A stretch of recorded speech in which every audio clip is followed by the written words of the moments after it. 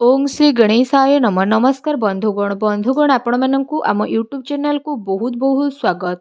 जदि विशेष भाव में आम एठी कहिबा कि ए भिडियो रे आम विशेष रूप से आपण मानकु कहिबु आगामी ए 3 दिनर समय अवधि रे आपणक जीवन रे पूरा चार चांद लागिबाकु जाउछि। आपणक पई जदि विशेष भाव में कहिबु किपरि ए समय रहिबो केउ सब जिनिस रे आपणक विशेष रूप से फायदा मिलिबो केउ सबु जिनिसरे आपनको सावधानता रखिबाकु पड़िबो आपणकर लव लाइफ क्यारियर किपरि रहिबो बिजनेस व्यापार किपरि रहिबो एवं स्वास्थ्यर किछि महत्वपूर्ण इनफॉरमेशन मध्ये आमे आपण माननकु भिडियो रे देबु। आ भिडियो शेष रे आमे किछि उपाय विषय रे मध्ये कहिबु जहा द्वारा आपण ए समय अवधि को आहुरी अधिक भल और मंगलदायक करि परिबे। आगो को वीडियो आरंभ करबा पूर्वरु आमर आपनकु रिक्वेस्ट कि जदि आपण हमर ए चैनल नुआ आछंती चैनल को सब्सक्राइब करंतु सांगरे नोटिफिकेशन बेल को मध्य ऑन करि दियंतु जहा द्वारा समय समय रे सह नुआ नुआ वीडियो रो नोटिफिकेशन आपण माननकु सर्वप्रथमे पहुंची जिवो। तो आसंतु जानिबा किपरि रहिबो आपणक पई विशेष भाबरे ए 3 दिनर स्थिति। जदि विशेष भाव में कहबा कि सबुठारु प्रथमे कि कौन आपणक पई ए दिन रे विशेष रूप से पॉजिटिव रहिबा पई जाउछि। जदि आमे विशेष भाव में कहबा जदि आपण व्यवसाय करूछंती किंबा जदि आपण चाकरी कोठी करूछंती तो निवेश पई मध्य आपणको भल अवसर प्राप्त होई जिवो। यह आपणकर आर्थिक निवेश पई बहुत ही भल रहिबो जहा द्वारा आपणको आर्थिक लाभ प्राप्त हेबार बहुत भल अवसर प्राप्त मध्य होई जिवो। भाग्य भल साथ देव काम कार्य रे भल सफलता मध्य आपणको प्राप्त होई जिवो। ता सहित चल अचल संपत्ति दृष्टि निवेश करिबा आपणक पई विशेष रूप से बहुत ही भल साब्यस्त हेबो। सेथिपई समय आउ परिस्थिति को देखि निवेशर मध्य अवसर बा तलासी आपण नहीं जातु जहा द्वारा आपणको सफलता निहाती प्राप्त हेबो। आउ आर्थिक स्थिति मध्य आपणकर काफी मजबूत होई जिवो। ता सहित कोनोसी अप्रत्याशित आय बा शायद कौनसी प्रोब्लेम रे आपण फसी पारंती ए आयर भल भाव में प्रयोग करंतु जहा द्वारा कौनसी यात्रा बा एमिति किछि गतिविधि रे जोठी आपणकर उद्देश्य अस्पष्ट रहिबो विचार को लोक माननको कुहंतु जहा आपणक दिमाग रे रहिछि। सेथिपई जरूर भाव में रिसर्च करंतु निज आखपाखर लोकंक सह मिसंतु निजर वरिष्ठों को प्रभावित करने पाई शब्दर निपुणतार प्रयोग मध्य करंतु निजर क्यारियर को बढ़ेबा आउ किछि पैसा भरा योजना बा रणनीति बनैबा पाई यह गोटे शानदार समय रहिबो। आपणकर साथी एवं सहयोगी एबे आपणकर स्थिति को जानिबे रचनात्मक कार्य प्रति मध्य आपणकर विशेष रूप से रुचि बढ़िबो। ए अवसर अवश्य लाभ उठांतु नुआ भाव में काम करिबार मौका को हाथ जीवाकू दियंतु नहीं। निजर रचनात्मकता द्वारा निजर घर को खूबसूरत बनै पारिबे। निजर कार्य क्षमतार अन्य को आपण विशेष भाव में प्रभावित करिबे। कार्य क्षेत्र में लाभर विशेष जोग रही आकस्मिक धन लाभ मध्य समय आपनको विशेष रूप से होई पारे। आसंतु जानिबा आपनको पई कोन नेगेटिव रहिबो। घरोई समस्या को दूर मध्य करिबे अन्यथा प्रोब्लेम आसीपारे निज कथार भरोसा करंतु घर परिवार सदस्यों उपरे भरोसा करंतु कौनसी अन्य व्यक्ति उपरे आदु भरोसा करंतु नहीं। अनावश्यक प्रोब्लेम उपजिबो। यह सहित पारिवारिक स्थिति आपणकर चिंतापूर्ण रहिबो जहा द्वारा घरे टिके छोट मोट प्रोब्लेम होई पारे। सेथिपई घर और परिवार रे आपसिक सामंजस्य बनै रखिबा पई चेष्टा करंतु जणे आउ जनक उपरे भरोसा करिकी सबु काम को करंतु निजर दायित्व को निभेइबार पूर्ण प्रयास करिकी आपण माता पितांकर संबंध को मधुर बनै रखिबा पई चेष्टा करंतु।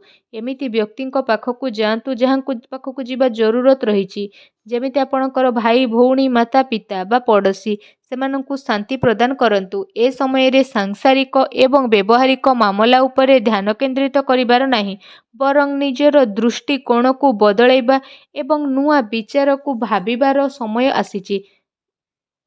बहुत सारा लोक आपण को नेकी आग को बढ़िबे एहा द्वारा अधिकतर समय मल्टीटास्किंग रे रहिबो बा से सबु की करंतु जहा आपण करूछंती आ आपण को शीघ्र ही सफलता मिलिबो। किछि नुकसान मध्य आपण को ए समय रे मिली पारे जहा आपण को परिवार को प्रभावित करिवो। आपण विचलित मध्य होई जिवे कार्यभार रो अधिकता कारणरू जरूरी कार्य को आपण समय रे सह पूरा करि परिबे नाही। सेथिपई क्रोधर अधिकता मध्य रहिबो। ନକାରାତ୍ମକ ବିଚାର ଠାରୁ ଦୂରେଇ ରୁହନ୍ତୁ ଏବଂ ଅଧିକାରୀଙ୍କ ଠାରୁ ବାଦ ବିବାଦ କରିବା ଠାରୁ ଦୂରେଇ ରୁହନ୍ତୁ। ଏହା ଆପଣଙ୍କ ପାଇଁ ଭଲ ରହିବ। ଆସନ୍ତୁ ଜାଣିବା ଏ ଟାଇମ୍ରେ ଆପଣଙ୍କର ଲଭ୍ ଲାଇଫ୍ କିପରି ରହିବ।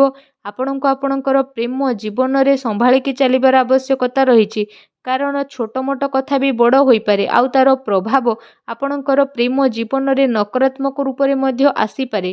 ଆପଣଙ୍କର ପ୍ରେମ ପାଇବାର ଇଚ୍ଛା ମଧ୍ୟ ପୂରଣ ହେବ ଆଉ ସେ ବ୍ୟକ୍ତି ଆପଣଙ୍କ ଜୀବନରେ ଆସିବେ ଯିଏ ଆପଣଙ୍କୁ ଗୋଟେ ପ୍ରିୟତମ ରୂପରେ ପ୍ରେମ ପ୍ରଦାନ କରିବେ ଆଉ ଫ୍ରେଣ୍ଡସ୍ ରୂପରେ ଆପଣଙ୍କୁ ସାଥ ମଧ୍ୟ ପ୍ରଦାନ କରିବେ।